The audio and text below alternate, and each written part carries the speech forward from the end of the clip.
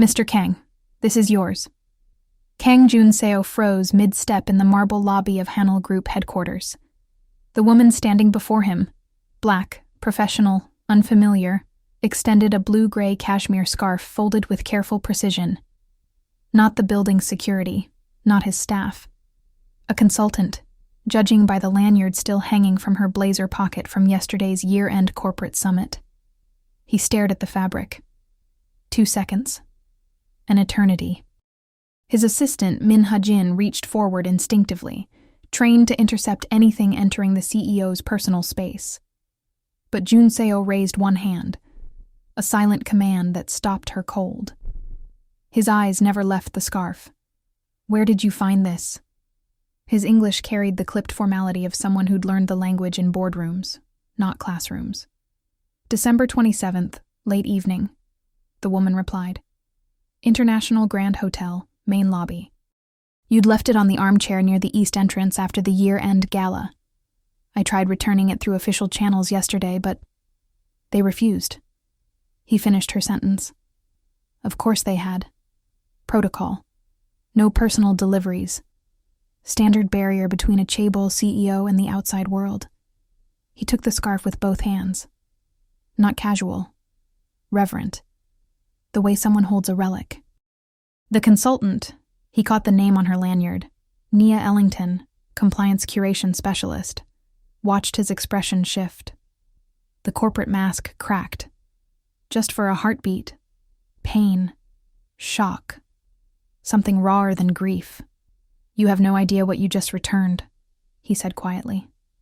She met his gaze directly, not with the deferential lowering of eyes he'd grown accustomed to in Korean corporate culture. I figured it mattered. The embroidery inside, JS, November 17th, 2023. That's not machine work. Someone made this for you. His jaw tightened.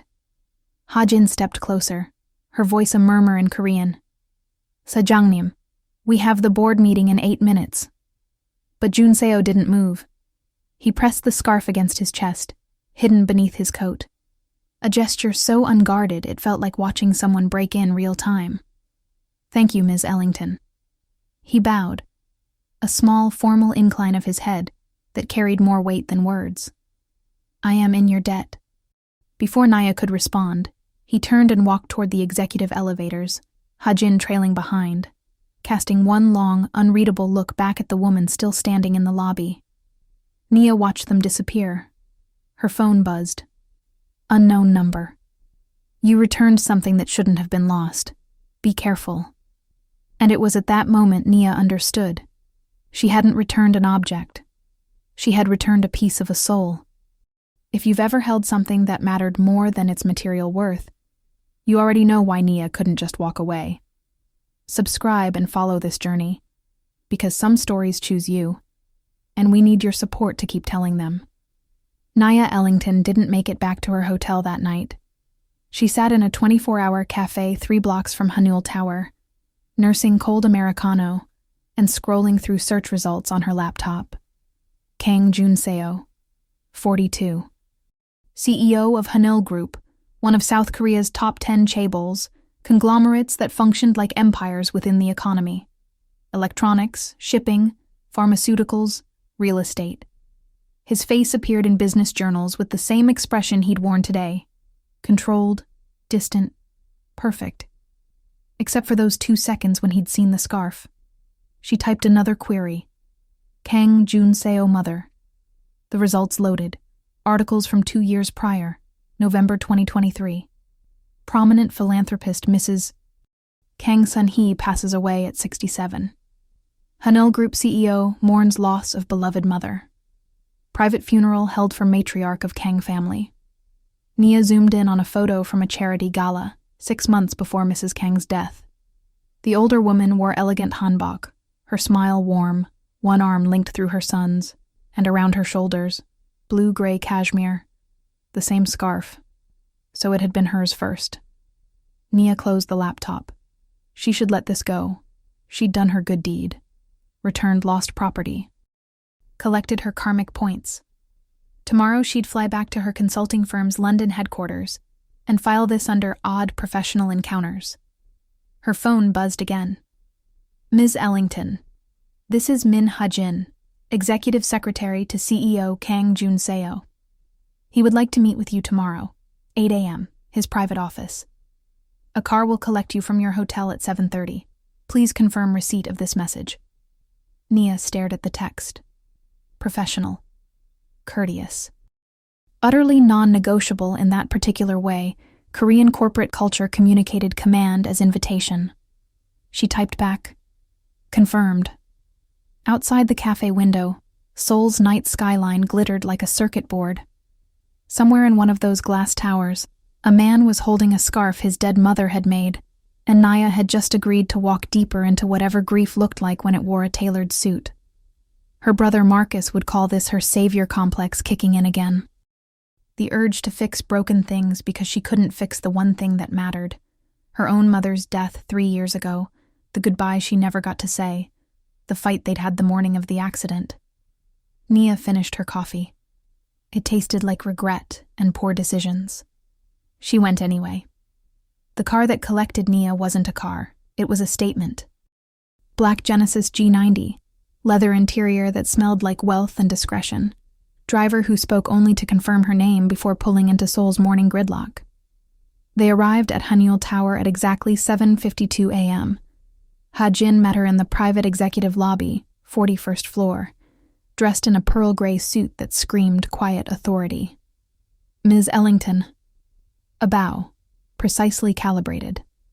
Thank you for coming. Please follow me. They walked through corridors of glass and steel. Employees bowed as Ha-jin passed, not to her, Nia realized, but to the proximity of power she represented. This was a woman who controlled access to the man who controlled empires. Jun Seo's office occupied the eastern corner.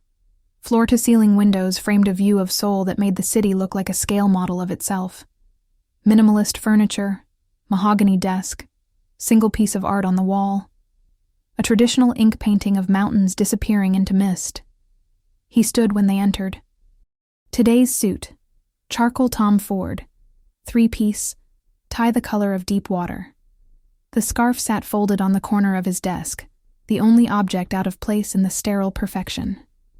Ms. Ellington, he gestured to the chair across from him. Please. Ha-jin bowed and retreated, closing the door with a soft click that felt like a seal. Nia sat. Jun Seo remained standing, hands clasped behind his back, a posture that read military, not corporate. I asked you here because I owe you an explanation, he began, and because I need to understand something. Understand what? Why you tried so hard to return it. His eyes, dark, exhausted, fixed on hers. The hotel would have held it in lost and found. You could have left it with my building's reception. Instead, you waited 3 hours in the lobby yesterday. Why? Nia considered lying. Opted for truth. Because someone made it by hand. The embroidery, the way the hem is finished. That's not commercial work. It mattered to someone. So I figured it should matter to you. He sat down slowly, the movement careful, as if his body hurt. My mother gave me this scarf 2 weeks before she died. She'd been sick for 8 months, pancreatic cancer, stage 4. We knew it was coming. But knowing doesn't prepare you. His voice remained even, clinical. She embroidered my initials and the date inside. November 17th. The last day we spoke when she was still herself. Before the morphine made her someone I didn't recognize. Nia's throat tightened. I'm sorry. I wore it every day for 6 months after she passed. Then I stopped. It hurt too much. He touched the fabric, barely, as if it might burn. I don't remember losing it at the hotel. I thought I'd left it at home. But when you handed it to me yesterday, he paused. My mother once told me something strange. She said when I lost this scarf, someone would return it, and that person would be important. Nia's pulse kicked. Important how? She didn't say. She was heavily medicated. I assumed it was the drugs talking. Jun Seo's jaw clenched. But she also said there would be a letter. A message she'd leave for me, hidden somewhere safe. I searched everything. Her room, her belongings, her personal files. Nothing. So I told myself that was the drugs too. But now you're not sure. Now I'm not sure. The silence stretched between them, dense with questions neither knew how to ask.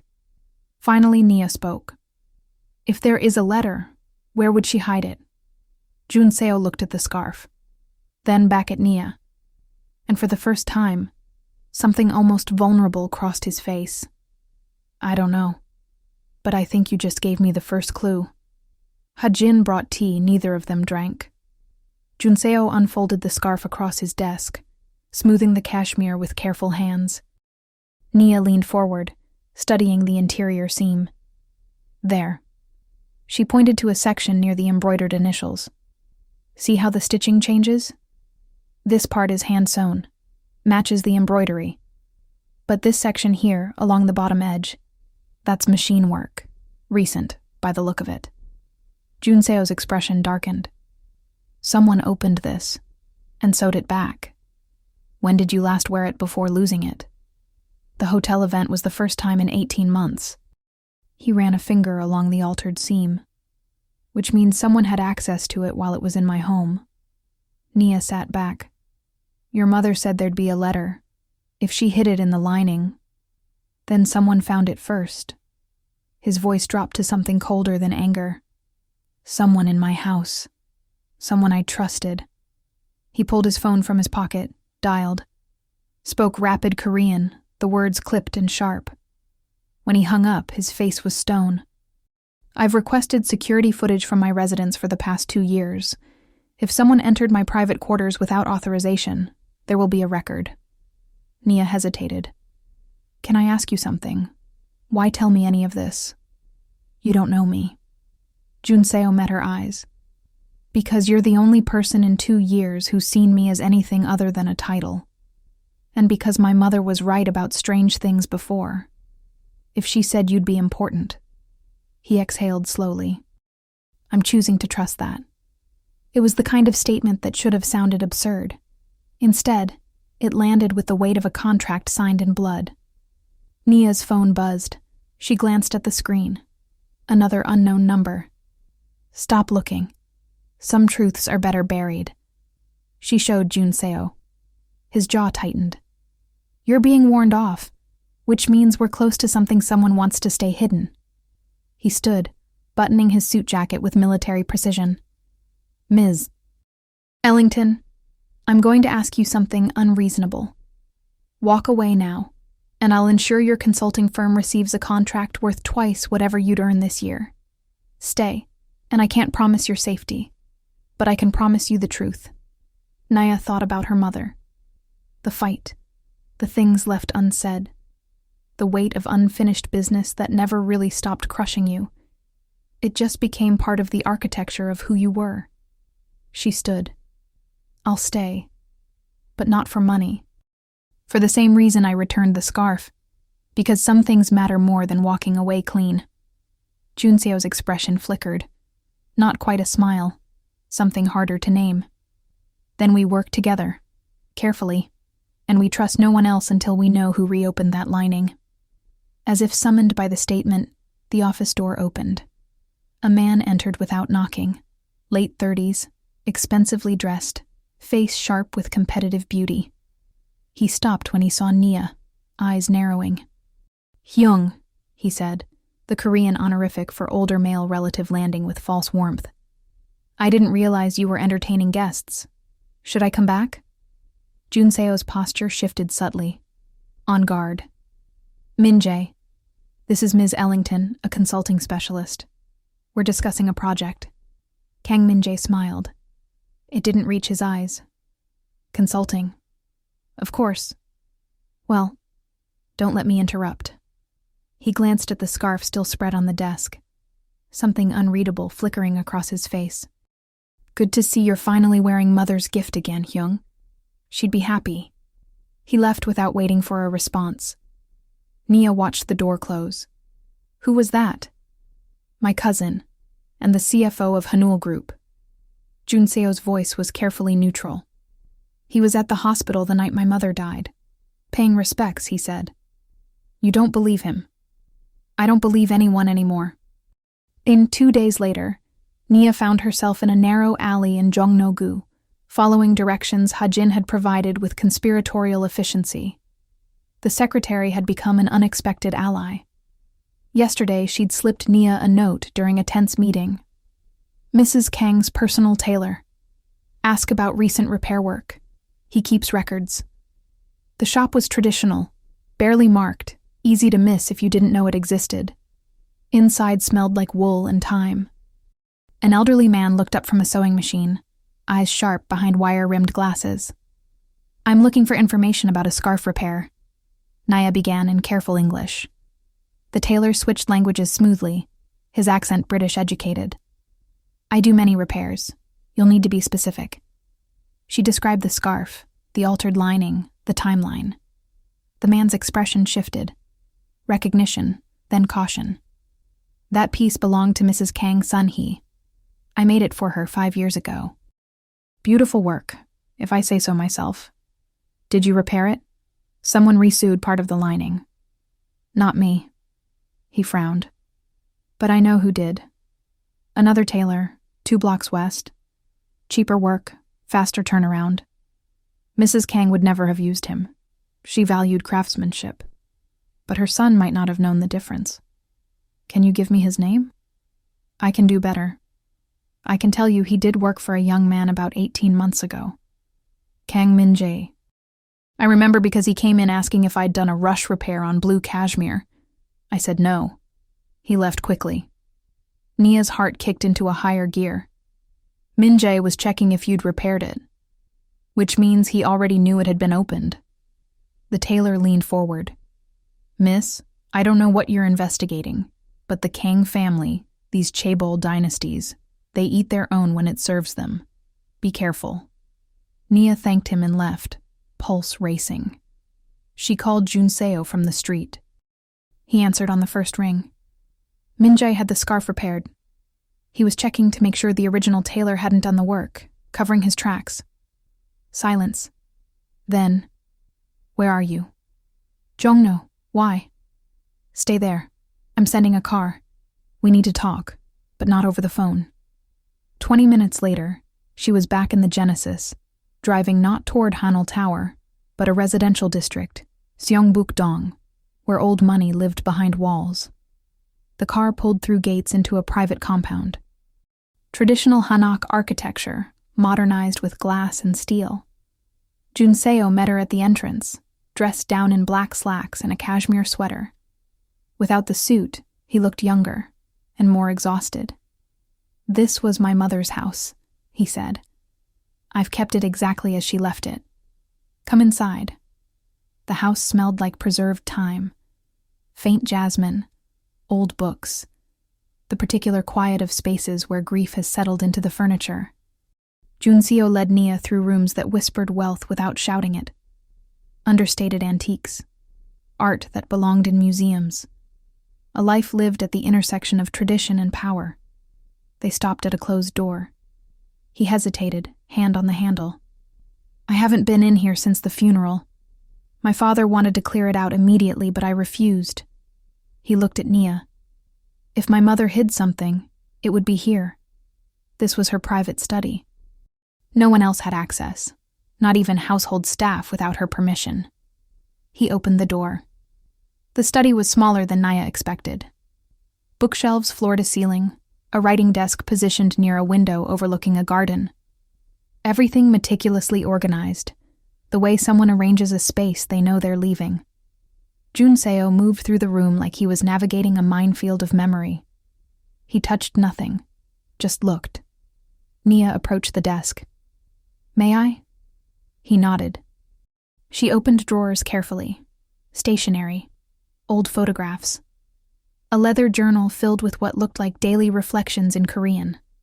Nothing hidden, nothing encrypted.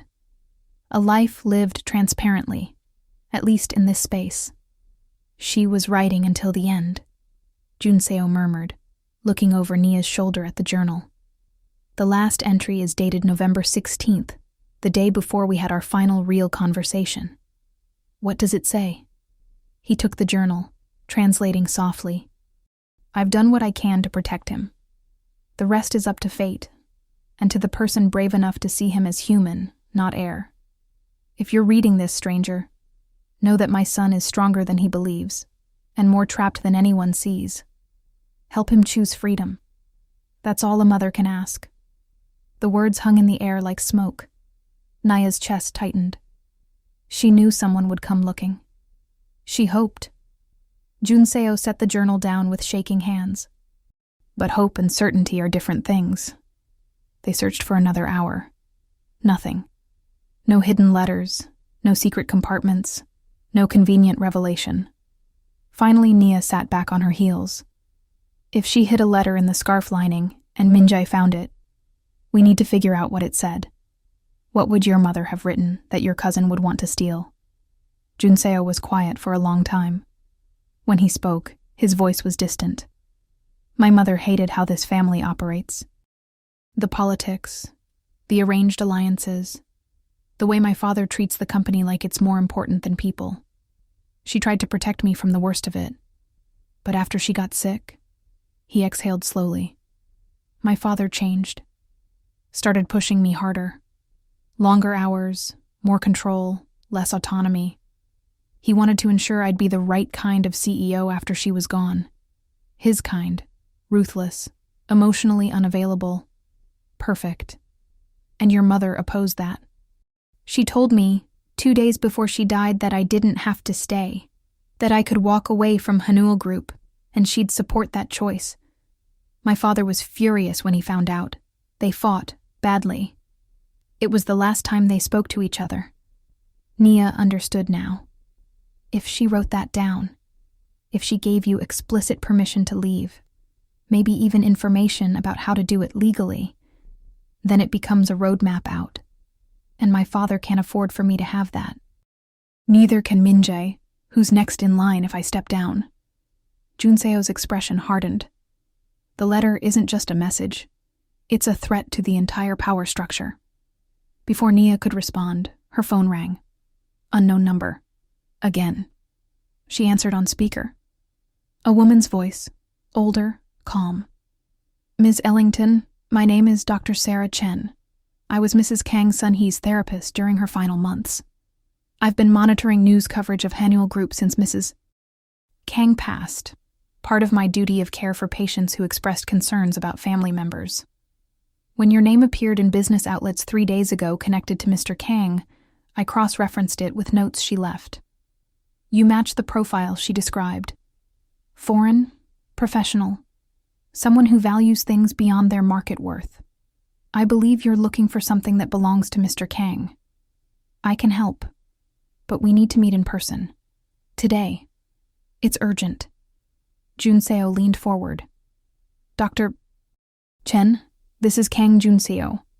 How did you get this number? Your mother gave it to me. Not this exact number. She provided identifying information about anyone who might investigate her final wishes.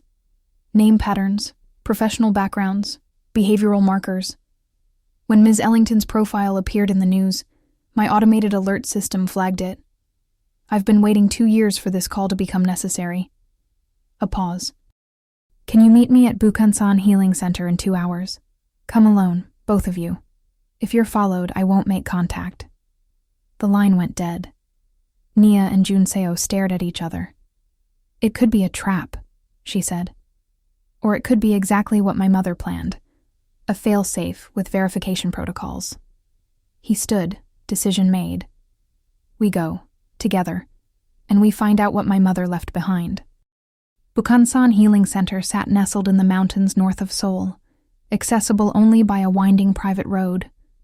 The facility looked more like a spa than a medical office. Natural wood, stone water features, the kind of place where the wealthy processed trauma in silence. Dr. Sarah Chen met them in a private consultation room overlooking a garden. Mid-40s, Asian American, she carried herself with the particular calm of someone who'd witnessed every variety of human suffering and learned not to flinch. Thank you for coming. She gestured for them to sit. I'll be direct. Mrs. Kang was my patient for 8 months before she passed. We spoke extensively about her fears for you, Mr. Kang, and what she wanted to protect you from. Junseo's voice was tight. Then you know about the letter. I know she dictated one. She recorded it, actually. Multiple sessions where she spoke explicitly about what she wanted you to know. Those recordings are protected by patient-doctor confidentiality. Dr. Chen folded her hands. However, if I believe there's a credible threat to your emotional or physical well-being connected to that information, I have some ethical flexibility. Nia spoke up. Someone stole the physical letter from the scarf lining. We believe it was Junseo's cousin, Min-jae. We need to know what it said. Dr. Chen studied them both. Mrs. Kang anticipated this possibility. She told me explicitly. If the letter disappeared, if Junseo came looking with someone she described as the person who returns what was lost, her exact words, I was to provide access to the recordings. She knew. Junseo breathed. She knew someone would take it. Your mother was a strategist, Mr. Kang. She understood the family she'd married into. Dr. Chen stood, moved to a locked cabinet, removed a weathered leather folder. These are transcripts of her audio sessions. I'm giving you copies. The originals remain here, for legal protection. She handed Junseo the folder. He opened it with shaking hands. Inside, typed pages, dated, his mother's words preserved in clinical detail. Nia watched his face change as he read. Shock, then pain, then something harder. Anger. What does it say? She asked quietly. He looked up, eyes blazing. My father made a deal with the chairman of Seowa Group. An arranged marriage between me and his daughter, a corporate merger disguised as tradition. My mother found out 3 months before she died. She tried to stop it, but my father told her it was already decided. The contracts were drawn up, just waiting for appropriate timing after her death. An arranged marriage, Nia repeated, the words tasting medieval. Common in Chaebol families when strategic alliances matter more than people, Dr. Chen added quietly. Mrs. Kang was adamant that her son have the choice she never did. Junseo kept reading, his voice rough. If you're reading this, my son, it means I'm gone, and someone tried to keep this from you. Don't let them. You are not a chess piece. You are a human being who deserves love he chooses, not love arranged in boardrooms. I've left instructions with my attorney, a trust, independent of your father's control, enough money to walk away and build something new if that's what you want. The documents are in a safety deposit box at Seoul Trust Bank, box 1117. The key is... He stopped. The key is hidden in the scarf lining. Silence crashed through the room. That's why Min-jae took the letter, Nia said. He didn't just remove evidence of the arranged marriage. He took the key. Without it, you can't access the trust. You're trapped. Junseo stood abruptly, the chair scraping back. He's had it for 18 months. He could have destroyed it, thrown it away. But he didn't, Dr. Chen interrupted. Because that key isn't just metal. It's leverage, insurance, something to use against you or your father if the power balance shifts. So he still has it. Junseo's voice went cold, calculating. Which means I can get it back. Nia grabbed his arm. Wait. If you confront him directly, he'll know we found the transcripts. He'll destroy the key. Then what do you suggest? She thought fast. We make him think we're looking somewhere else. We let him believe the key is lost, destroyed, irrelevant. And while he's comfortable, we figure out where he's keeping it. Junseo stared at her. Then, slowly, he nodded. Dr. Chen closed the folder. Mrs. Kang chose well, Mr. Kang. This woman thinks like your mother did. In strategy, not impulse. It should have been a compliment. Instead, it felt like a prophecy Nia wasn't sure she wanted to fulfill.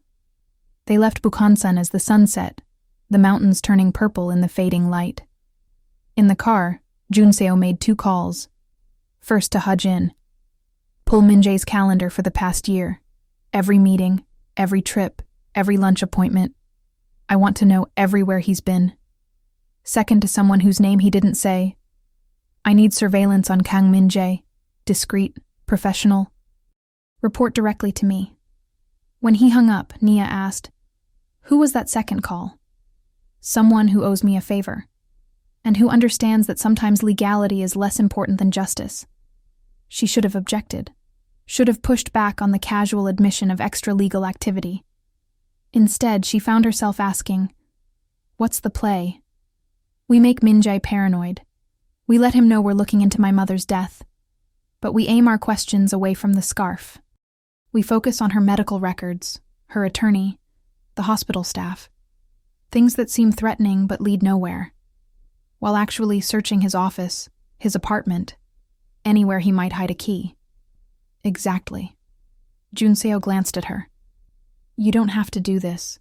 You could leave Korea tomorrow, and no one would blame you. But you'd blame yourself for dragging me into it. Yes.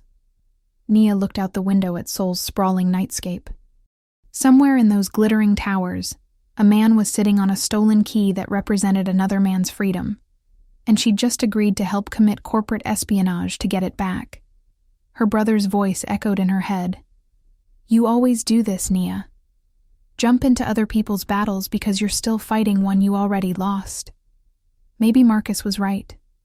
Maybe this was about her mother, about the unfinished conversation that would stay unfinished forever. But maybe that was exactly why she understood what Junseo needed. Not someone to save him, but someone to stand beside him while he saved himself. I'm staying, she said. Not because I think you need rescuing, because your mother asked for someone brave enough to see you as human. And I think I might be angry enough at the world to qualify. Junseo's expression softened. Barely, but enough. Angry at the world. I understand that. Good. Then let's burn down the parts that deserve it. Min-jae made his move 3 days later. Nia was in her hotel room, reviewing contract documents Ha-jin had smuggled out, when someone knocked. Not hotel staff. The rhythm was too aggressive. She checked the peephole. Min-jae. Her pulse spiked. She opened the door, keeping her expression neutral. Mr. Kang, this is unexpected. Ms. Ellington. That smile again, sharp as broken glass. May I come in? I think we should talk. Every instinct screamed no, but if she refused, she'd signal fear. So she stepped back, let him enter, kept the door open. Min-jae moved through the room like he owned it, glancing at her laptop. The papers spread on the desk. You've been spending a lot of time with my cousin. People are starting to talk. About a professional consulting arrangement? That seems inefficient. In Korean corporate culture, perception matters as much as reality. A foreign woman, suddenly close to a recently bereaved CEO. Some might see opportunity. And what do you see, Mr. Kang? He turned to face her fully. I see someone who returned a scarf and got invited into a world she doesn't understand. Chaebol families are complicated, Ms. Ellington. Outsiders who get too involved tend to get hurt. Not out of malice, but because they don't know the rules. Is that a threat? A warning. He moved toward the door, paused. Junseo has been through a lot. His mother's death changed him, made him vulnerable in ways that concern the family. If someone were to take advantage of that vulnerability for personal gain, financial, professional, romantic, we'd have to act to protect him. You understand? Nia held his gaze. I understand you're scared of something, and you're trying to figure out if I'm the reason you should be. Min-jae's smile froze. For just a second, the mask slipped, and she saw it. Cold calculation, threat assessment, fear. Then he recovered. Enjoy your stay in Seoul, Ms. Ellington. But maybe consider whether it's time to go home. He left. Nia locked the door, heart hammering. She called Junseo immediately. He just came to my hotel. He's trying to scare me off. Which means he knows we're looking into something. Junseo's voice was tight. Are you safe? For now. But he's watching me. Then we move faster. I'm pulling Minjae's expense reports tonight. Every purchase, every transaction for the past 2 years. If he paid for a safety deposit box, a storage unit, anything, it'll be there. Jun Seo. Nia's voice dropped. He mentioned your mother's death changing you. Made it sound like you're unstable. Silence. Then, he's setting up a narrative.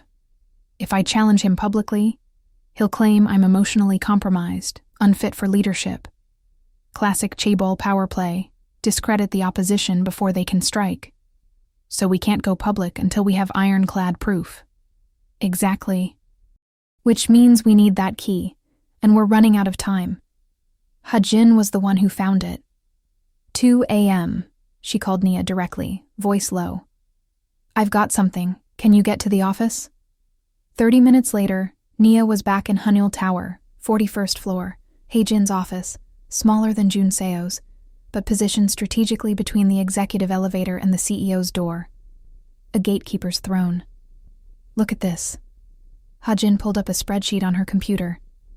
Minjae's corporate expenses, December 2023. 3 days after Mrs. Kang's funeral. She highlighted a line item. Seochogu Secure Storage, annual rental, private unit 304. Storage facility, Nia breathed. Corporate account, so it looks legitimate. But here's the interesting part. Hajin clicked to another screen. The unit is classified under archival documents, which would normally make sense. Old contracts, legal backups. But look at the size. 1 square meter. That's barely a closet. You don't store corporate archives in a space that small.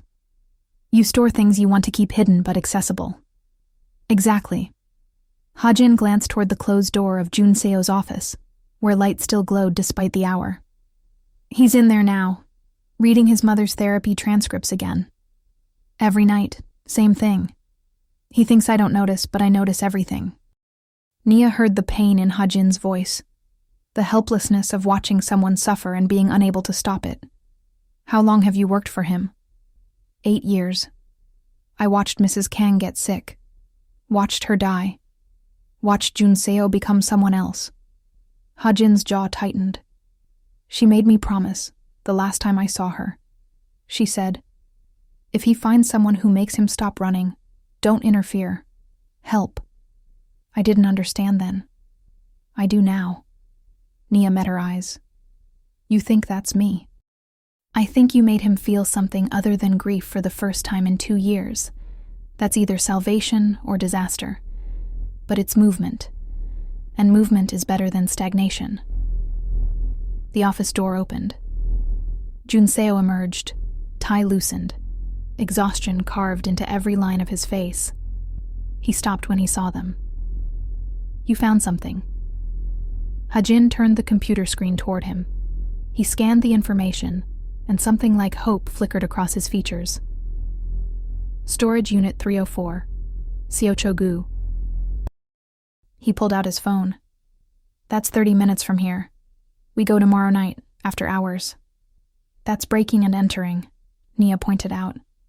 It's retrieving stolen property, Jun Seo corrected. Legally distinct. Not really.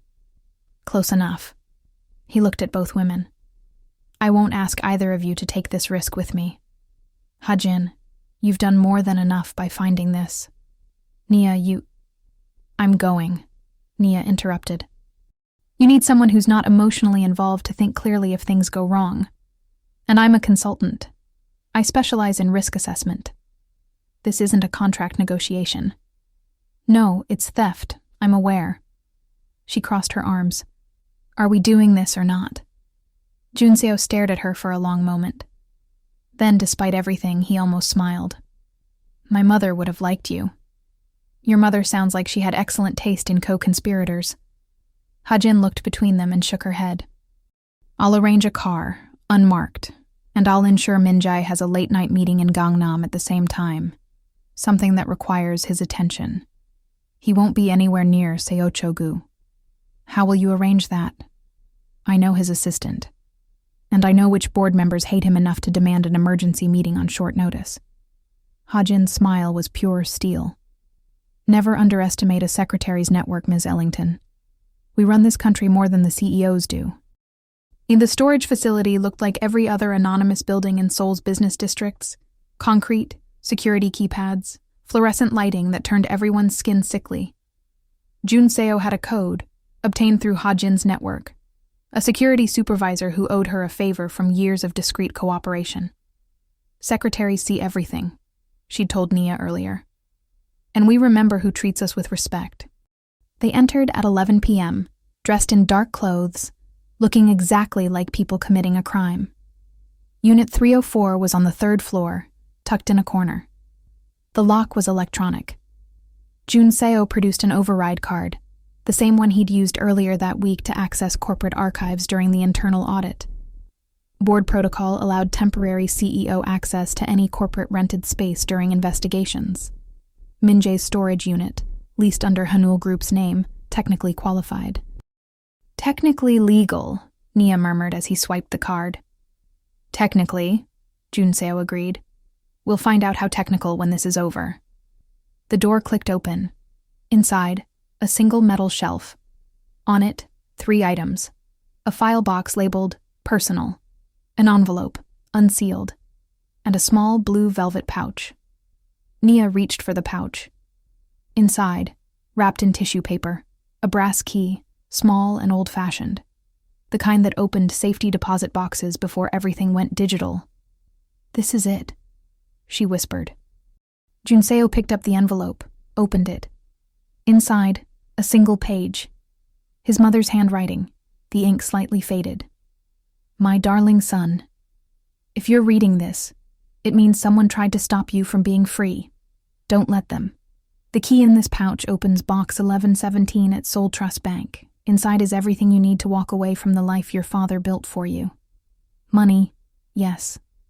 But also legal documents dissolving the marriage contract, evidence of your father's business practices that the board would find uncomfortable, and my blessing. Choose happiness, Jun Seo. Choose a life where you breathe instead of perform. And if the person who helped you find this is still beside you, hold on to them. Real love isn't arranged. It's chosen. I love you. Always. Mom. Nia watched Jun Seo's hands shake as he read. Watched a tear fall onto the paper before he could stop it. She gave me permission to leave, he said hoarsely. All this time, my father told me staying was honoring her, but she wanted me to go. Then go, Nia said softly. You have the key. You have the proof. Walk into that bank tomorrow and take what's yours. It's not that simple. Why not? Because if I walk away, Min-jae becomes CEO. And he'll destroy everything my mother built. The philanthropy programs, the ethical supply chain initiatives, every piece of good she fought to keep alive in this company. Jun Seo's jaw clenched. I can't just disappear. I have to dismantle him first, expose him, then leave. That's a much more dangerous plan. I know. He looked at her. You can still walk away, Nia. Take the last flight out tomorrow. Forget you ever met me. She should. God, she should. This wasn't her fight, her family, her empire. But she thought about her mother, about all the things they'd left unfinished. And she thought about Jun Seo's mother, who died believing her son might be trapped forever. Some debts you paid to the living. Some you paid to the dead. I'm not leaving until this is finished, she said. So let's figure out how to finish it without getting you killed in the process. Jun Seo's expression cracked. Just a little. Just enough. Why are you doing this? Because 3 years ago, my mother died in a car accident. We'd fought that morning. Something stupid. I don't even remember what. And I never got to tell her I was sorry. I never got to say goodbye. Nia's voice roughened. Your mother left you a map out. Mine left me guilt. So maybe I'm doing this for both of them. Maybe I'm doing it because if I help you finish what she started, some part of that unfinished grief gets resolved. That's not your burden to carry. Maybe not. But I'm carrying it anyway.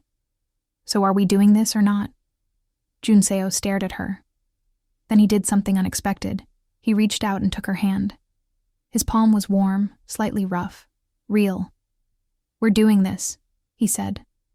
"Together, whatever comes." They left the storage unit with the key, the letter, and a plan that would either free them both or destroy everything. Behind them, security cameras recorded their exit. Digital timestamps, clear facial recognition, irrefutable evidence of their presence. Neither of them knew that within 12 hours, that footage would become a weapon aimed directly at their heads. Chairman Kang Tae-won called an emergency board meeting for 9 a.m. the following morning. No warning, no agenda, just a terse message. All board members required, no exceptions. Junseo arrived to find the conference room filled with hostile faces. His father at the head of the table, Min-jae seated to his right, smiling that terrible smile. "Sit, Junseo." The chairman's voice carried the particular coldness that meant someone was about to be executed professionally. Junseo sat. Ha-jin took her position behind him, tablet ready, face impassive. The chairman stood. "Gentlemen, I've called this meeting because disturbing information has reached me regarding our CEO's recent behavior. Information that affects this company's stability and reputation." Every eye turned to Junseo. Over the past 2 weeks, Mr. Kang has been seen repeatedly with a foreign consultant, Ms. Nia Ellington. Late-night meetings, private visits to his home, unauthorized access to company records. The chairman's gaze was surgical. Furthermore, he has been observed entering a private storage facility and removing materials without board authorization. This behavior suggests either emotional instability or, worse, corporate espionage. The room erupted. Board members spoke over each other, shock and anger bleeding together. Junseo remained silent, face carved from ice. Min-jae spoke up, voice concerned. "Hyung, is this true? Are you involved with this woman? Because if you are, we need to discuss the optics. The family's reputation. The family's reputation." Junseo's voice cut through the noise like a blade. "Let's discuss that, shall we? Let's discuss why I was at that storage facility, what I found there, and who put it there." The room went quiet. The chairman's expression darkened. "You will not—" "I found a letter." Junseo pulled the document from his jacket, placed it on the table. "From my mother. Written before she died. Explaining in detail an arranged marriage you negotiated without my knowledge or consent. A corporate merger disguised as family tradition." Gasps around the table. Min-jae's smile vanished. "You're upset," the chairman said coldly. "Grief has clouded your judgment. This letter is authenticated by her therapist and witnessed by her attorney, both of whom are prepared to testify to its legitimacy." Junseo's voice didn't rise, but the fury beneath it was palpable. "My mother opposed this marriage. She left me resources to escape it. A trust fund, legal documents, everything I'd need to walk away from Hanul Group and never look back." The board members stared. "And the key to access those resources was hidden in a scarf she gave me before she died. A scarf that went missing. A scarf that was cut open, the key removed, and then re-sewn by someone who wanted to ensure I stayed trapped." Junseo turned to Min-jae. "Someone who then stored the stolen key in a corporate rented storage unit. Unit 304, Seochogu facility. Care to explain that line item on your expense reports, Min-jae?" Min-jae's face went white, then red. "You broke into my storage unit?" "I retrieved stolen property. There's a legal distinction." "This is absurd." Min-jae stood, fists clenched. "He's making wild accusations based on grief and manipulation by some foreign woman. Ms. Ellington returned a scarf I'd lost," Junseo said quietly. "That's all. She became part of this because you tried to intimidate her into leaving. You showed your hand, Min-jae. And now I'm calling your bluff." The chairman slammed his hand on the table. "Enough. This is a family matter, not board business." "It's absolutely board business," one of the older members interrupted. "If there's evidence of internal theft, manipulation of the CEO, or unauthorized corporate resources being used for personal agendas, we need to investigate, immediately. Other voices rose in agreement. The chairman looked at his son with something close to hatred. You've made a mistake, Junseo. Embarrassing this family publicly. You made the mistake, Junseo shot back. You tried to control me through grief. Used my mother's death as leverage to lock me into a life she explicitly wanted me to avoid. And when that wasn't enough, you had your nephew steal the key to my freedom. So no, father. I'm not the one who should be embarrassed. The silence that followed was nuclear. Finally, the lead board member spoke. Chairman Kang, given these allegations, I'm calling for a vote. Temporary removal of Chairman Kang Tae-won pending internal investigation. All in favor? 7 hands rose. The chairman stood slowly, face like stone. This isn't over. No, Junseo agreed. It's not. But it's the beginning of the end. His father left without another word, Minjae trailing behind, and the room exhaled collectively. Junseo remained seated, hands shaking in his lap where no one could see. Ha-jin leaned down, whispered, Mrs. Kang would be proud, Sajangnim. He nodded once, not trusting his voice. Outside the conference room, Nia waited, having watched the whole thing via Ha-jin's discreetly positioned phone. When Junseo emerged, his face was pale but determined. It's done, he said quietly. No, Nia corrected. It started. Your father and Minjae aren't going to accept this quietly. She was right. 6 hours later, Nia's photo appeared on every major Korean business news portal, with a headline that made her blood run cold. Foreign consultant at center of Hanul Group scandal. CEO's mystery woman, or corporate spy. The article was surgical in its cruelty. It detailed Nia's consulting work, implying without stating that she'd used professional access to seduce a grieving CEO. It mentioned her previous clients, twisting routine corporate assessments into evidence of questionable ethics. It even found photos from a conference 2 years ago, where she stood next to a married executive, captioning it with insinuation. Nothing provably false.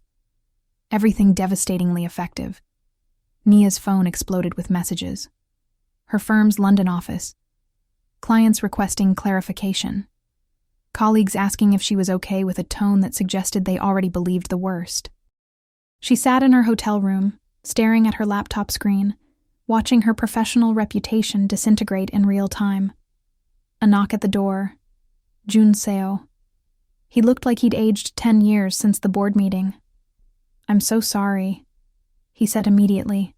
This is my father's work. He's turning you into collateral damage to discredit me. I know. Nia's voice was hollow. Classic power play. Can't attack you directly after the board sided with you, so destroy the person standing next to you. I'll issue a statement. Public clarification that you acted with complete professionalism, which will only confirm I'm significant enough to defend, making the story bigger. She stood, pacing. Your father is better at this than you are, Junseo. He knows exactly how to weaponize perception. Then what do we do? Nia stopped pacing, looked at him.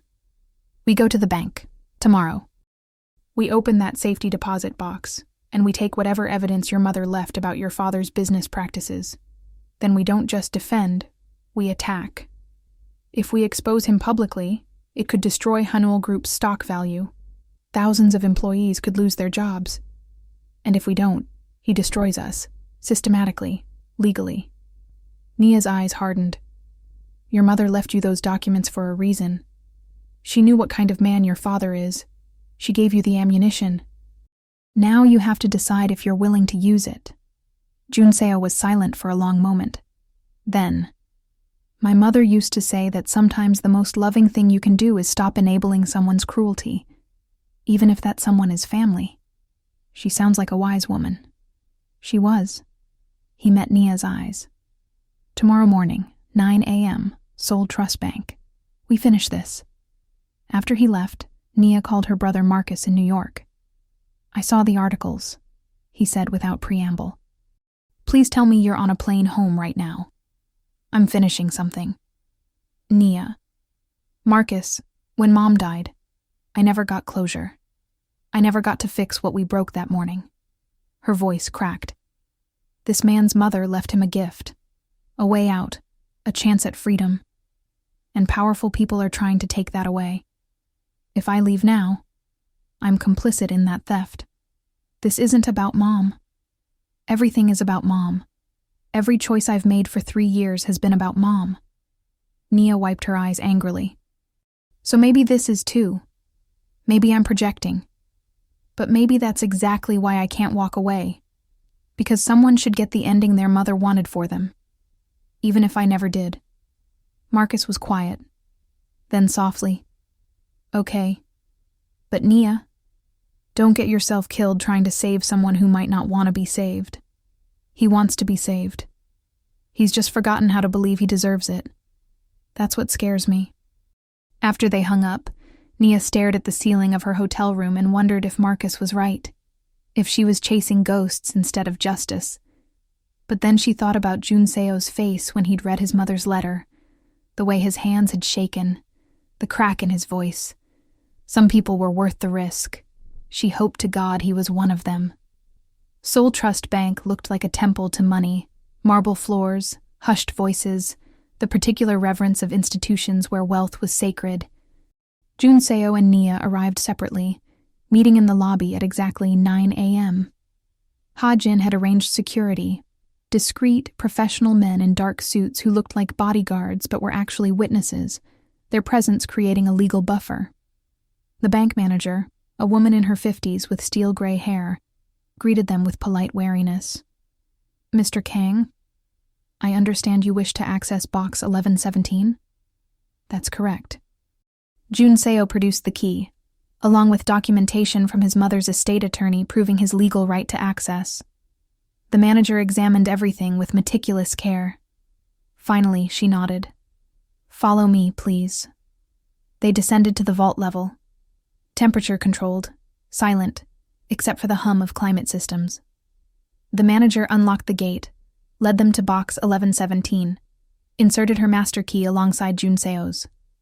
The box slid open. Inside, a thick manila envelope, a USB drive, and a smaller sealed envelope with Junseo's name in his mother's handwriting. Junseo took the personal letter first, opened it with shaking hands. My dearest son, if you're reading this, you found the key. You found your way out. I'm so proud of you. The documents in this box are insurance, evidence of your father's business practices that violate both ethics and law, offshore accounts hiding profits from taxation, bribes to government officials securing favorable contracts, environmental violations covered up through media manipulation. I discovered these things over years of quiet investigation, and I debated whether exposing them would do more harm than good. But then I realized, protecting a corrupt system to avoid short-term pain only ensures long-term suffering. Your father built an empire on exploitation. You don't have to maintain it. Use these documents however you see fit. Walk away quietly and let him continue, if that brings you peace. Or expose him and rebuild something better from the ashes. Either way, you're free. The trust fund in your name contains $50 billion, enough to live comfortably without ever touching Hanul money again. The choice is yours. I love you. Choose happiness. Mom. Junseo set the letter down carefully, as if it might shatter. Nia watched him process, watched the weight of impossible choices settle onto shoulders already burdened with grief. What do you want to do? She asked quietly. I want to burn it all down, he said, and I'm terrified that makes me just like him. It doesn't, because you're asking the question. He never would. Junseo picked up the USB drive, the manila envelope. If I release these documents, Hanul Group's stock will crash. The board will force him out, but thousands of employees will suffer in the fallout. And if you don't, he'll keep hurting people, employees, competitors, anyone who gets in his way. You're not choosing between good and bad. You're choosing between visible damage and invisible damage. There has to be a third option. Nia thought for a moment. What if we give the evidence to the board directly? Not the media, just the board. Let them decide how to handle it internally. Force your father's resignation without the public spectacle. That's still exposing him. But it's controlled. It gives the company a chance to reform without collapsing. She met his eyes. Your mother said the choice was yours. She didn't say you had to choose alone. Junseo stared at the USB drive. Then he nodded slowly. We take this to the board. Today. Before my father can retaliate further. The bank manager provided a private room where they reviewed the contents of the drive. Spreadsheets, email chains, recorded conversations. A decade of corruption documented with devastating precision. Your mother was meticulous, Nia murmured. She was a strategist. Even dying, she was planning 10 moves ahead. Junseo's voice was thick with grief and pride. God, I miss her. She knew you'd do the right thing. That's why she left you the choice. They copied the files, secured the originals back in the safety deposit box, and left the bank with enough ammunition to end an empire. Outside, cameras flashed. Media had somehow learned they'd be there. Junseo froze. Nia grabbed his arm. Don't react. Just walk. But a reporter shoved a microphone forward. Mr. Kang, is it true you're accessing your mother's hidden accounts? Are the corruption allegations against Chairman Kang accurate? Junseo stopped, turned, and in that moment, Nia saw him make a choice. My mother left evidence of systemic ethical violations within Hanul Group. I'm presenting that evidence to the board today. The company will reform, or I will walk away and let the public decide its fate. His voice was calm, clear. As for my father, his actions will speak for themselves. The reporters erupted with questions. Junseo ignored them, walking through the crowd with Nia at his side. You just declared war, she said quietly.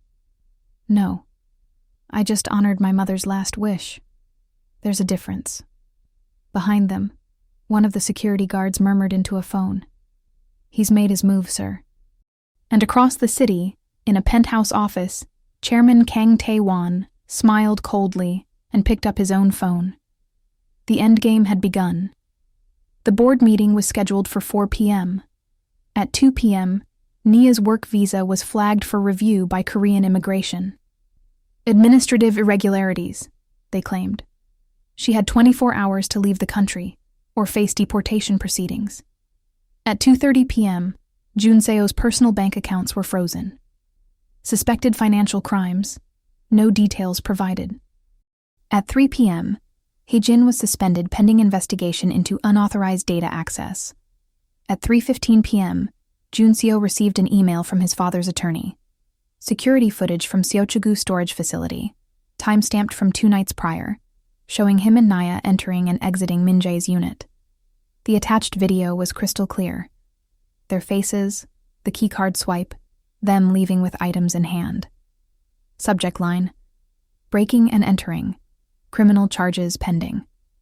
The chairman was dismantling their support system with surgical precision. Junseo stood in his office, watching Seoul's skyline, phone pressed to his ear. No, I understand. Yes. Thank you for trying. He hung up, turned to Nia. Immigration won't budge. My father called in favors. So I leave and you face the board alone. Or you stay and risk arrest. He gestured to his computer screen where the security footage played on loop, grainy but damning. And now he has evidence of us committing corporate espionage. Technically theft, if he frames it right. Nia laughed bitterly. Your father really doesn't do half measures, does he? He's been playing this game for 40 years. We're children by comparison. Junseo's jaw clenched. But he made one mistake. That storage unit was rented on corporate accounts, which means accessing it during a board-authorized audit isn't technically illegal. It's oversight. Will the board see it that way? Depends on who gets to them first. My father with the footage, or me with the evidence of what was inside. He pulled up another file on his screen, scanned images of his mother's letter, photos of the key, Dr. Chen's sworn affidavit. My mother's letter, the stolen key, Dr. Chen's testimony. If we present everything together, the narrative shifts from CEO commits crime to CEO recovers stolen property from corrupt family member. That's a gamble. Everything about this has been a gamble. Junseo looked at her. I won't let him destroy you for helping me. Little late for that. My career is already damaged. Might as well finish what we started. Junseo. She grabbed his arm, forced him to look at her. Your mother gave you the tools to be free. But freedom isn't worth anything if you're too scared to use it. So we go to that board meeting. We present the evidence. We explain that you were exercising CEO audit privileges to investigate suspected internal theft. And whatever happens after, we deal with together. He stared at her. You could go to jail. You could lose everything. I already lost everything that mattered when my mother died. The company, the title, the empire. Those are just things. His voice dropped. You came back. You stayed when everyone else would have run. That matters more than any of this. The words hung between them, weighted with meaning neither was quite ready to name. Before Nia could respond, the office door burst open. Min-jae, flanked by 2 security guards. Junseo, I'm here on behalf of the chairman. You're relieved of your duties, effective immediately, pending review of your unauthorized access to confidential materials. Junseo didn't move. Under what authority? Emergency board resolution. Passed 1 hour ago, 7 votes to 3. You're out. You called a board meeting without me? That violates corporate bylaws. Min-jae smiled. Emergency provisions allow it when the CEO himself is under investigation. You taught me that, remember? All those years of watching you work, I learned from the best. He pulled out his phone, displayed the security footage. Breaking into my storage unit, stealing my personal property. That's a crime, Hyung. Even for you. Junseo's expression went cold. Your personal property? That unit was leased under Hanul Group corporate accounts, which makes it company property, subject to CEO audit. The key inside was stolen from my residence, also documented, and the letter was written by my mother to me. You're the thief, Min-jae. I'm just recovering what you stole. You think anyone will believe that?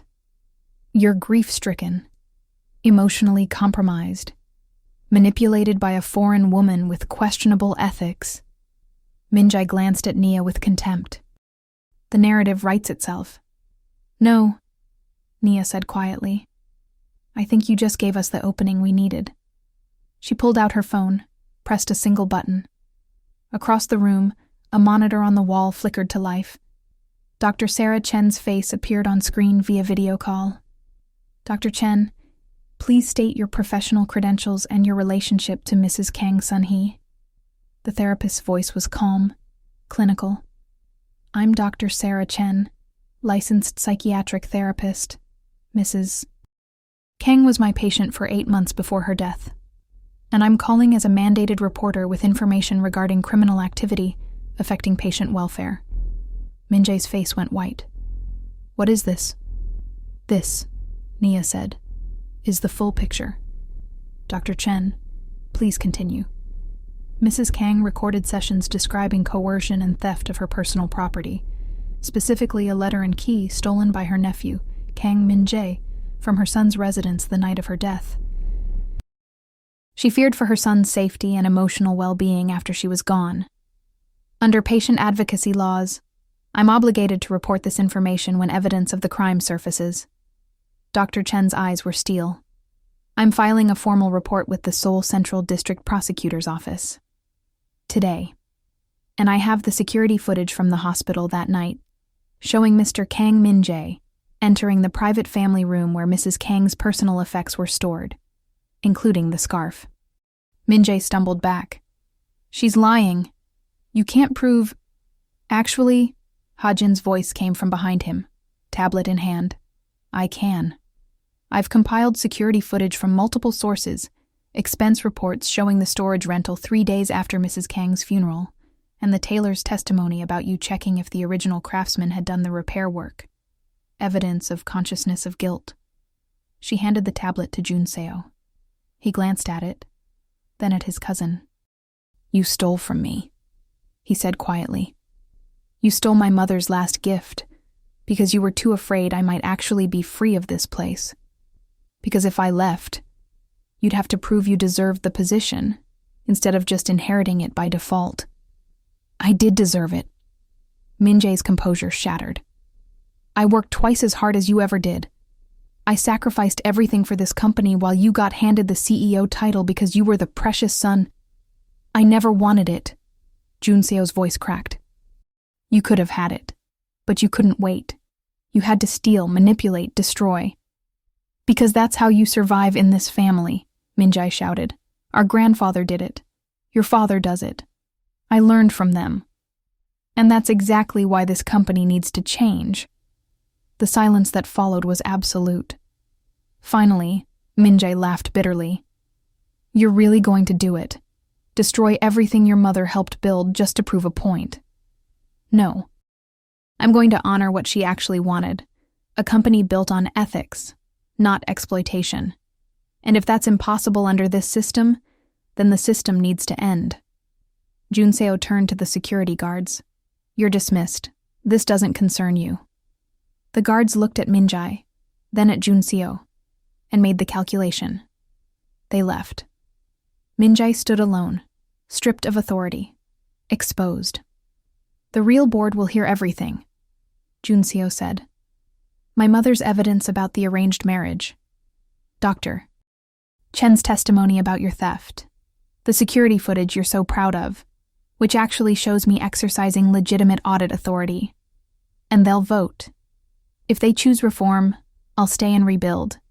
If they choose to protect my father and you, I'll walk away and release everything publicly.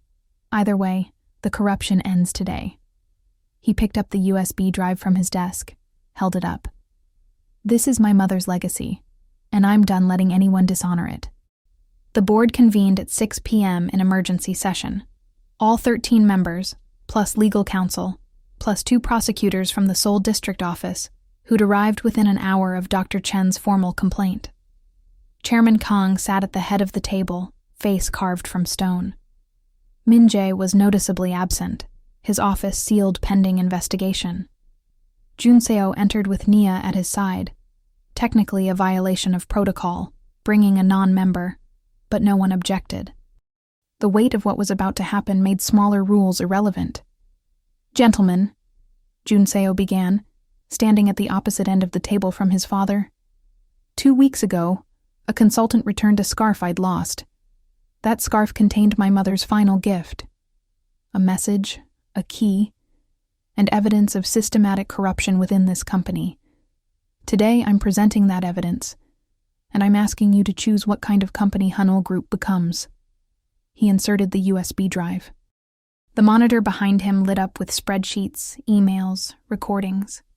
For 2 hours, the board reviewed documents showing offshore accounts, bribed officials, environmental violations buried through legal threats, labor abuses covered by NDAs, media manipulation to silence whistleblowers. A decade of crimes, meticulously documented by a dying woman who loved her son enough to give him a way out.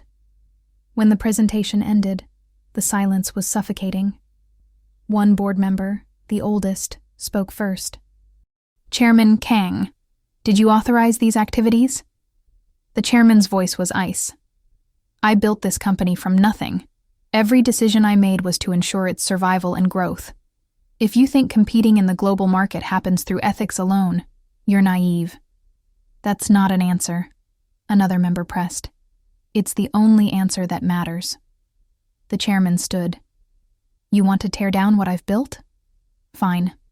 But remember, every person in this room benefited from these crimes. Your bonuses, your stock options, your comfortable retirements, all built on the same foundation you're suddenly so eager to condemn. That doesn't make it right," Jun Seo said quietly. "No, it makes it reality." His father's gaze was lethal. "You want to honor your mother?" She understood that power requires compromise. She made her own compromises to maintain her charities, her programs. She wasn't the saint you're painting her to be. She documented your crimes knowing it would destroy her own legacy. That's not compromise. That's courage." The chairman laughed bitterly. "Courage? You call it courage to betray your family, your company, everything you were raised to protect? I call it courage to choose what's right over what's easy." Junseo's voice didn't waver. "And I call it love. The kind of love that doesn't demand perfection, but asks for honesty. She gave me the truth. Now I'm giving it to you." He turned to the board. "Vote. Reform this company, new leadership, independent ethics oversight, full disclosure of past violations, or I walk away and release everything publicly. Either Hanul Group changes, or it falls. Choose." The board members looked at each other. At the chairman, at Junseo. Finally, the lead member spoke. "All in favor of comprehensive reform, removal of Chairman Kang from operational authority, and appointment of an interim ethics committee?" One by one, hands rose. 9 votes for reform, 3 abstentions, 1 vote against, the chairman himself. It was done. Chairman Kang Tae-won stood slowly, gathering his papers with deliberate precision.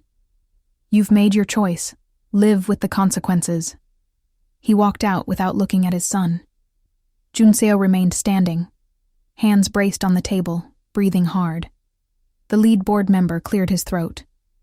"Mr. Kang, the board requests you remain as CEO during the transition. We'll need leadership that understands both the problems and the solutions. I'll stay," Junseo said quietly, "but on my terms. Full transparency. No more backroom deals, and anyone who can't operate with integrity will be replaced." Understood. The meeting adjourned. Members filed out in silence, the weight of institutional change heavy on their shoulders. When the room was empty except for Nia and Junseo, he finally sat down, head in his hands. "I just destroyed my father," he said hoarsely. "No, you freed yourself. There's a difference. It doesn't feel like freedom. It feels like I just burned down my entire life." Nia knelt beside his chair. "Your mother gave you permission to walk away. You chose to stay and fix it instead. That's not burning it down. That's rebuilding from a foundation of truth instead of lies." He looked at her, eyes red. "I couldn't have done this without you." "Yeah, you could have. You just didn't believe it yet." "And you did?" "I believed your mother knew what she was doing when she left you that letter. And I believed you were strong enough to honor it." Nia's voice softened. "Turns out I was right." Junseo pulled her into a hug. Sudden, desperate, real. She felt him shake against her, the grief and relief and terror of irrevocable change pouring out in silent sobs. "I'm here," she whispered. "You're not alone. Promise? Promise." They stayed like that until the city lights outside flickered on, Seoul transforming into a constellation of glass and steel, beautiful and brutal and full of possibility. The media erupted. Hanul Group CEO exposes father's corruption in historic board coup. Kang Junseo chooses ethics over dynasty. Chaebol reform era begins. The foreign consultant who helped topple a Korean empire.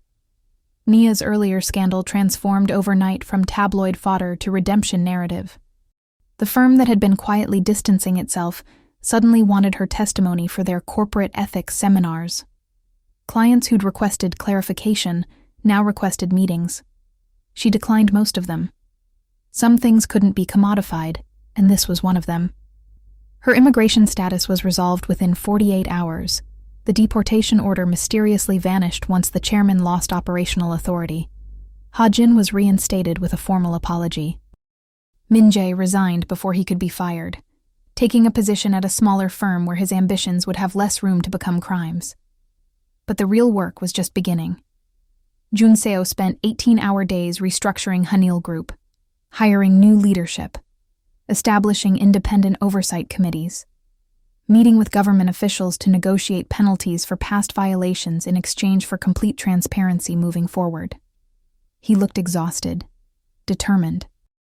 More alive than Nia had ever seen him. 3 weeks after the board vote, he appeared at her hotel room at midnight holding 2 cups of coffee and an expression that was almost a smile. "Can't sleep?" she asked, letting him in. "Sleeping feels like wasting time." He handed her a coffee. "We're announcing the settlement with the Environmental Ministry tomorrow. Full admission of past violations, $20 billion in restoration funds, new sustainability protocols. That's huge. That's the beginning. We've got labor practices to reform, supply chain audits, media ethics reviews." He sat heavily on her couch. "My mother documented 10 years of corruption. It's going to take 10 years to fix it. Good thing you're young." He laughed tiredly. "I'm 42. I feel 90. Nia sat beside him. "How's your father?" "Haven't spoken to him since the vote. He moved to the Jeju Island estate. Rumor is he's writing his memoirs, which should be a fascinating exercise in historical revisionism." Junseo's voice was carefully neutral. "My mother's attorney reached out. Apparently she left him a letter too. I don't know what it said, but his lawyer says he's agreed not to contest the reforms. So I guess she's still protecting me, even now. She sounds like she thought of everything. Except one thing." He turned to look at Nia. "She told me someone would return the scarf, and that person would be important. But she didn't tell me what to do after that." Nia's pulse kicked up. "What do you want to do?" "I want to ask you to stay, in Seoul. Not for the company, not as a consultant, just stay." "Junseo, I know it's insane. You have a life in London, a career, a family. And I'm a 42-year-old man who just spent 3 weeks dismantling the only life he's ever known." He exhaled slowly. "But when I think about rebuilding, not just the company but myself, I can't imagine doing it without you. And I don't want to." Nia was quiet for a long moment. 3 years ago, my mother died, and I never got closure. I've spent every day since then trying to fill that hole with work, with fixing other people's problems, with staying busy enough that I didn't have to feel the grief. I understand that. I know you do. That's the problem." She smiled sadly. "We're both running from the same thing, loss. And I don't know if staying here would be moving forward or just hiding in a different city." "What if it's both?" Junseo asked. "What if moving forward means acknowledging we're both broken and choosing to rebuild together anyway? That's terrifying. I know, but so is walking away from something real because we're afraid of being hurt again." Nia looked at him. This man who'd gone from frozen grief to controlled fury to exhausted hope in the space of 3 weeks, who'd chosen ethics over empire, truth over comfort, change over stagnation. Who was asking her to choose him? "I can't promise forever," she said finally. "I can barely promise next month. I'm not asking for forever. I'm asking for tomorrow, and the day after, and however many days you're willing to give me while we both figure out what healing looks like. That's not very romantic. I'm a CEO reforming a corrupt chaebol empire while processing unresolved maternal grief. Romance is going to take some practice." Despite everything, Nia laughed. Okay, I'll stay. For tomorrow, for the days after. For as long as this terrifying, complicated thing makes sense." She took his hand. "But I'm keeping my London apartment, and if you turn into your father, I'm gone. Deal. And if I turn into my father, please stage an intervention before it gets that far. Also deal." They sat in comfortable silence, drinking bad hotel coffee, watching Seoul's night sky through the window. "Your mother was right," Nia said quietly, "about me being important. She usually was. I think she'd be proud of you. For everything you've done." Junseo's voice roughened. "I hope so. I really hope so." Nia squeezed his hand. "She gave you the tools to be free. You used them. That's all any mother could ask." Outside, the city hummed with midnight traffic, a million lives intersecting and diverging in the eternal dance of chance and choice. And in a hotel room overlooking it all, Two people who'd found each other through grief chose to try building something better from the ashes. The memorial garden opened on the first anniversary of Mrs. Kang Sun-hee's death. Located on the grounds of Seoul National University Hospital, where she'd spent her final weeks, the space was designed as a meditation garden. Traditional Korean landscaping mixed with modern sculpture. Benches positioned for quiet reflection. A central fountain engraved with her favorite quote, "Courage is choosing truth when lies would be easier." Junseo stood at the dedication ceremony in a charcoal suit, the blue-gray scarf visible at his collar, no longer hidden, but worn openly, a reminder instead of a wound. Naya stood beside him, no longer a consultant, but officially the director of ethical oversight for Hanul Group's international divisions, a position created specifically to ensure the reforms weren't just performative. She'd taken a 3-month consulting sabbatical from her London firm, then made it permanent. Some risks were worth the leap. Ha-jin was there, promoted to chief of staff, orchestrating the event with her usual quiet efficiency.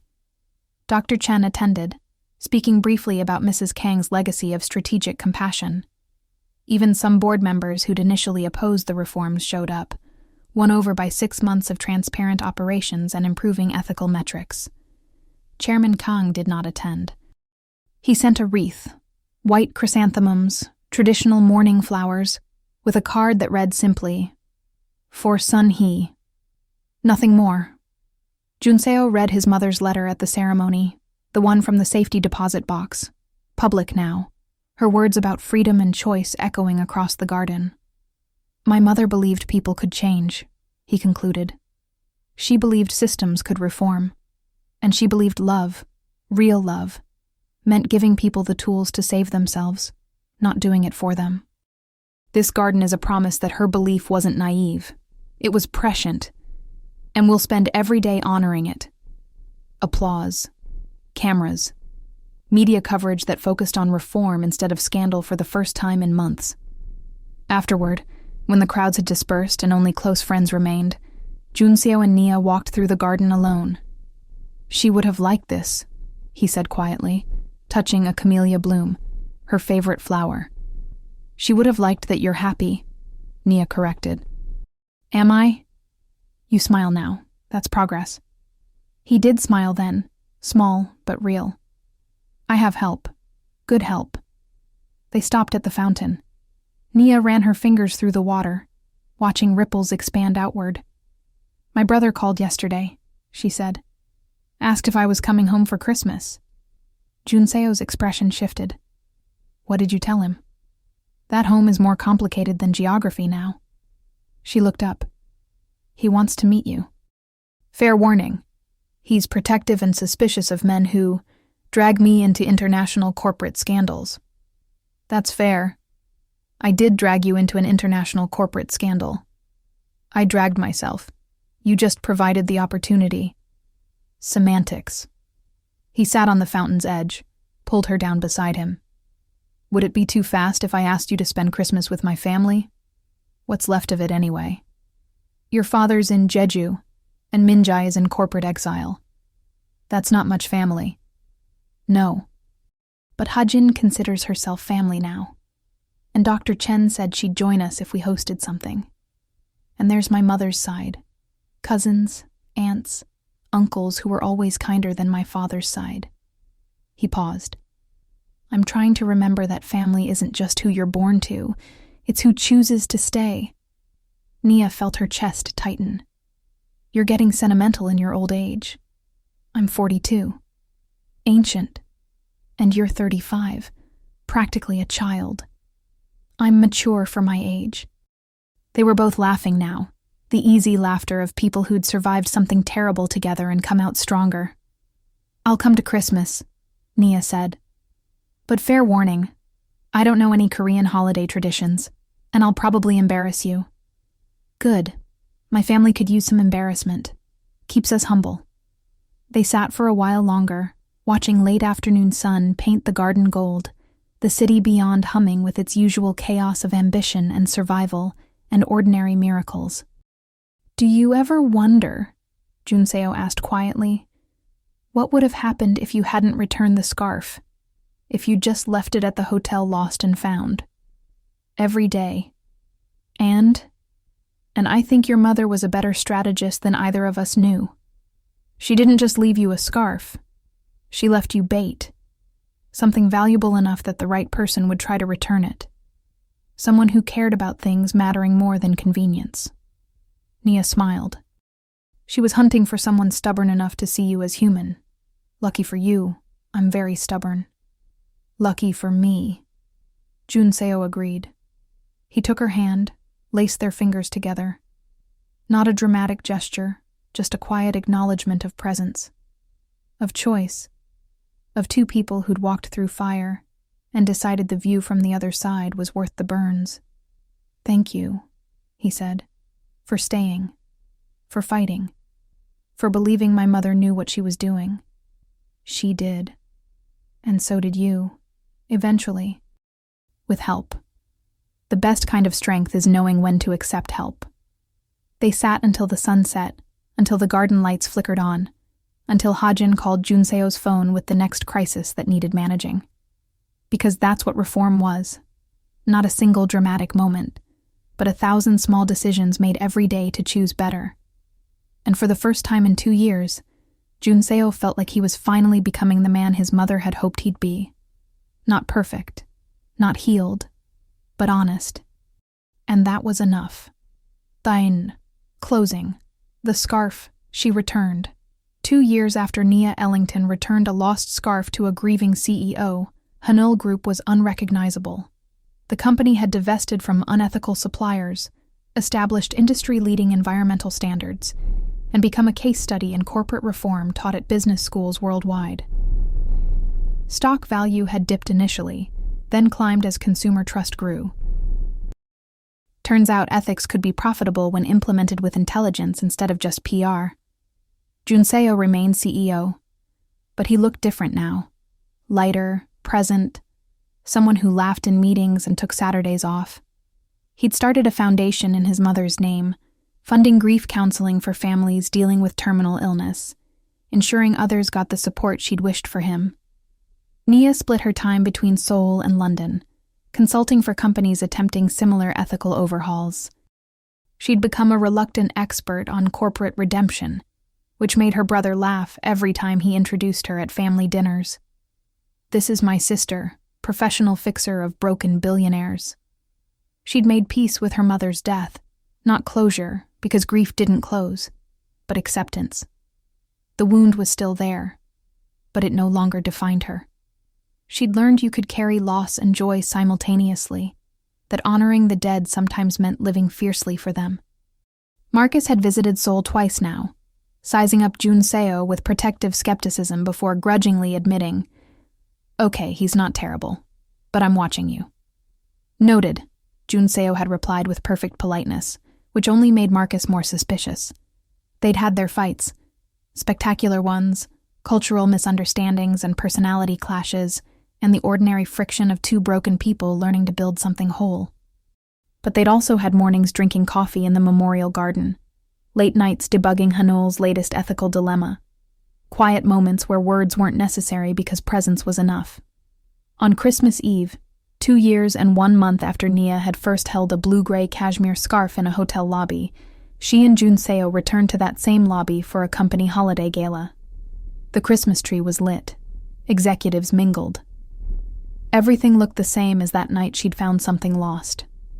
Jun Seo touched her arm. "I need to show you something." He led her to the east entrance, to the velvet armchair where the scarf had been forgotten. Someone had installed a small plaque on the wall beside it. In memory of Mrs. Kang Sun-hee, 1956-2023. Courage is choosing truth when lies would be easier. This seat commemorates the moment truth began. Nia's throat tightened. Jun Seo. The hotel management approved it last week. They think it's about corporate reform. They're not entirely wrong. He took her hand. But it's really about what you did. Seeing something that mattered and refusing to walk away. That's where this all started. You, in this lobby, holding my mother's gift and deciding it was worth the effort to return. I was just trying to do the right thing. You were being exactly who my mother hoped would find me. Someone who saw value in things everyone else would ignore. He pulled a small box from his jacket pocket. Which is why I'm hoping you'll see value in this, even though the timing is probably terrible and we're in a hotel lobby, and I'm doing this completely wrong. Junseo. Nia's heart was hammering. What are you doing? Asking you to stay. Permanently. Not as a consultant. Not as someone helping me fix my company. But as the person I choose to build a life with. He opened the box. Inside, a ring. Simple. Elegant. A single stone the color of the scarf. I'm asking you to marry me, Nia. Not because I need saving, but because you're the person I want standing beside me when the next crisis comes, and the one after that, and every ordinary moment in between. Nia stared at the ring, at him, at the plaque on the wall commemorating the night everything changed. This is insane, she whispered. I know. We've known each other 2 years. We've spent half that time fighting corporate corruption and dealing with family trauma. Also true. My brother is going to have so many opinions. I'm counting on it.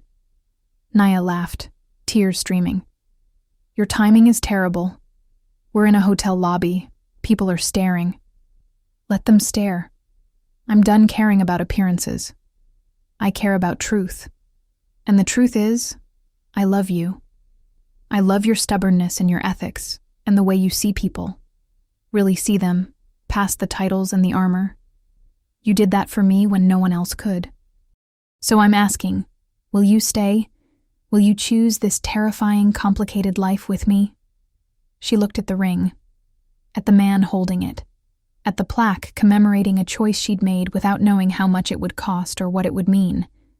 And she thought about her mother, about the goodbye she never got, the closure that never came. About how sometimes honoring the dead meant living bravely for them, choosing love even when it scared you, staying even when leaving would be easier. Yes, she said, I'll stay. I'll choose you, I'll marry you. But if you turn into your father, you'll stage an intervention. I remember. He slipped the ring onto her finger, hands shaking slightly. Thank you. For returning the scarf, for staying, for all of it. Thank you for being worth staying for. They kissed there in the hotel lobby, in front of executives and strangers, and the plaque commemorating courage.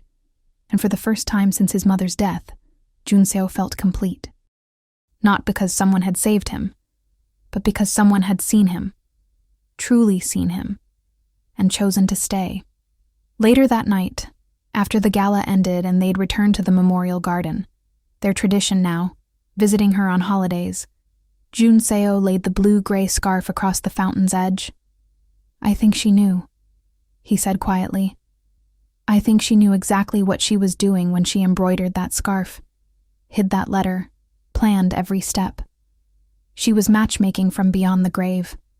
Your mother was diabolical. She was strategic.